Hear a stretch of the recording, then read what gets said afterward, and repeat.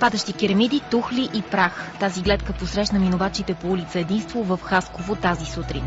Само за няколко часа багер срути до основи общинската къща, която допреди 2 дни беше дом за 11-членна ромска фамилия.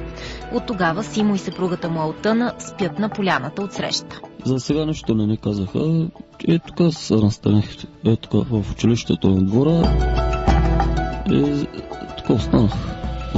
Оказа се, че всеки в останалата безпокой в ромска фамилия се оправя сам. Симо и Алтъна нямат представа къде са се приютили близките им. Сега не знам къде са. Няма ги. Въпреки че общинската полиция е запечатала къщата още в понеделник, тази сутрин Симо разбра от екипа на ПРОБГ, че работниците ще бутат бившата му вече къща. Намерихме го да спи дълбоко на поляната, завит през глава с юрган. Нищо не ни казва. Не обръщате внимание даже. Един път отидехме в общината, искахме да поговорим.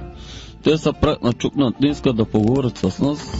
От общината са готови да предоставят ново жилище на ромското семейство. Това обаче може да стане едва когато официалният наемател, майката на Симо, се върне от чужбина, където заминала преди време да гледа болната си дъщеря.